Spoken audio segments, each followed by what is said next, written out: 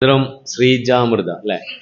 ആ, അവര് പറഞ്ഞതില് എല്ലാം മറ്റുള്ളവർ പറഞ്ഞാണെങ്കിൽ എനിക്ക് തോന്നുന്നത് ഈ പ്രസന്റേഷൻ സ്കിൽസ് അത് നിങ്ങൾക്ക് അനിവാര്യമാണ്. പലയിടത്തും നിങ്ങൾ ബോർഡിന്റെ മുമ്പിൽ പ്രസന്റ് ചെയ്യേണ്ടി വരും, നിങ്ങൾ പിന്നെ സ്റ്റാഫിന്റെ മുമ്പിൽ വേണ്ടി വരും, ഓരോ ഡിപ്പാർട്ട്മെന്റിന്റെ മുമ്പിൽ പ്രസന്റ് ചെയ്യേണ്ടി വരും.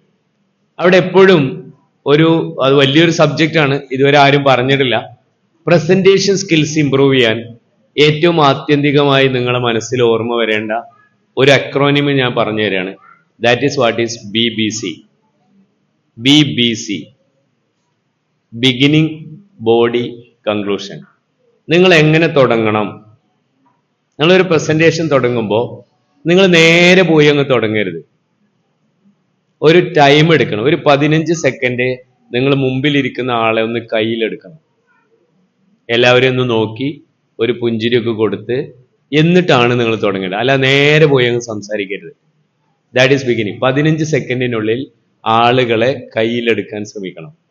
നിങ്ങളുടെ പേടി ഇല്ലാതാക്കണം. പേടി ഉണ്ടാവും. 5910 ട്രെയിനിങ് സെഷൻ ഞാൻ നടത്തിയെങ്കിലും നാളെ ഇപ്പോൾ ഞാൻ പ്രോഗ്രാമിന് രാത്രി പോവുകയാണ്. തികച്ചും അപരിചിതരായ ഒരു ഗ്രൂപ്പാണ്, പക്ഷെ ഹൈലി എഡ്യൂക്കേറ്റഡ് ആയിട്ടുള്ള ഗ്രൂപ്പാണ്. ഞാൻ അങ്ങനത്തെ സെഷൻസ് എത്രയോ സദനം സ്നേഹസാഗരം എന്ന വിഷയത്തെ പറ്റിയിട്ടാണ് സിൽവാനിൽ ഞാൻ നാളെ എടുക്കുന്നത്. പക്ഷേ എനിക്ക് ആ സെഷന് പോകുമ്പോൾ എനിക്ക് പേടി ഉണ്ടാവും. അതൊരു തെറ്റല്ല, പേടി വേണം. എൻ്റെ മുമ്പിലിരിക്കുന്ന ആളുകൾ ഞാൻ നേരത്തെ പറഞ്ഞ പോലെ they can learn anything from anywhere any time. എവിടെ നിന്നും ഏത് സമയത്തും എന്തും പഠിക്കാൻ സൗകര്യമുള്ള കാലഘട്ടത്തിലെ ആളുകളോടാണ് ഞാൻ സംസാരിക്കുന്നത്. അപ്പൊ ചിലരൊക്കെ പറയുന്നത് നിങ്ങൾ കേട്ടിട്ടുണ്ടാവും, നിങ്ങൾ പ്രസംഗിക്കാനും പ്രസന്റ് ചെയ്യാനും പോകുമ്പോൾ മുമ്പിലിരിക്കുന്ന ആളുകളെക്കാൾ വിവരം നിങ്ങൾക്കാണെന്ന ധാരണയിൽ സംസാരിക്കുക. അതിനോട് നിങ്ങൾ യോജിക്കുന്നുണ്ടോ? അത് അങ്ങേയറ്റത്തെ വിഡ്ഢിത്തമാണ്.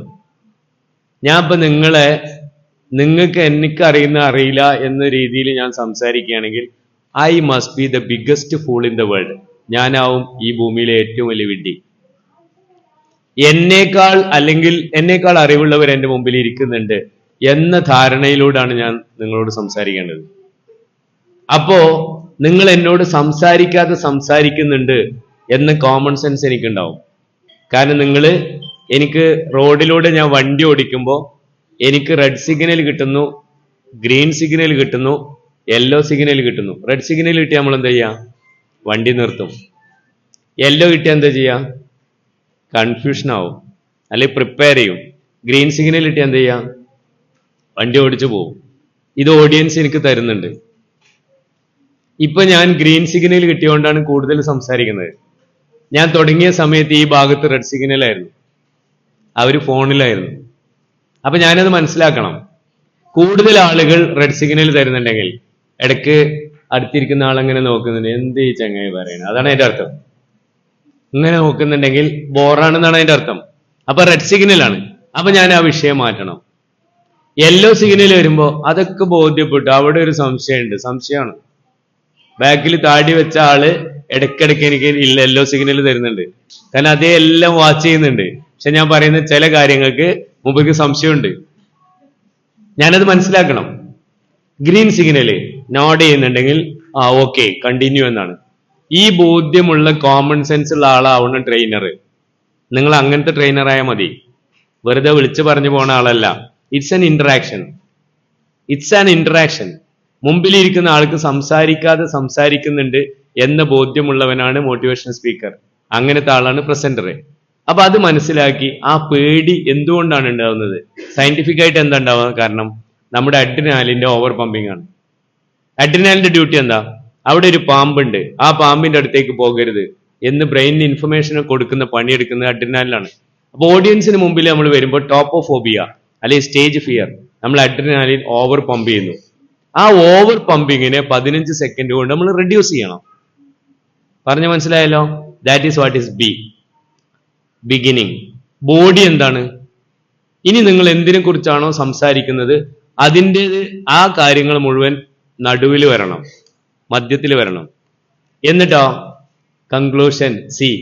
നിങ്ങൾ ഇതുവരെ പറഞ്ഞതിനെ കുറിച്ച് ലാസ്റ്റ് ഒന്ന് ബോധ്യപ്പെടുത്തിയിട്ടാണ് നിങ്ങൾ കൺക്ലൂഡ് ചെയ്യേണ്ടത്. അപ്പൊ ഈ BBC എങ്ങനെ നമ്മൾ കണക്കൂട്ടുക?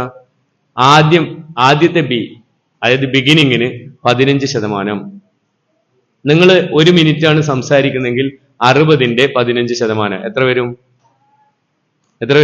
60 സെക്കൻഡിന്റെ 15%? അറിയില്ല. 4.5 അല്ലെ? പിന്നെ മധ്യത്തില് 75%, ഒരു 42.5 സെക്കൻഡ്. അവസാനം എത്ര? 10%, 6 സെക്കൻഡ്. അപ്പൊ 1 മിനിറ്റിന്റെ പ്രസന്റേഷൻ നിങ്ങൾ 4.5, 42.5, അവസാനം 6. ഈ രീതിയിലേക്ക് നമുക്ക് ഇതിങ്ങനെ കണക്കൂട്ടി ചെയ്യാൻ പറ്റില്ല, പക്ഷേ ചെറിയൊരു ധാരണ ഉണ്ടാവുക. ഇങ്ങനെ ആവണം. ഇനി അടുത്ത ഘട്ടങ്ങളിൽ നിങ്ങൾ ജോലിക്ക് കയറിയിട്ട് നിങ്ങളുടെ പ്രസന്റേഷൻ അങ്ങനെ ആവണം.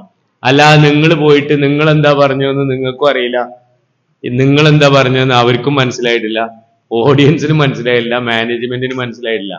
ഒരു കാര്യമില്ല. 1 മിനിറ്റ് സമയം തന്നാൽ ഒരു കാരണവശാലും അത് 1.5 ആവരുത്.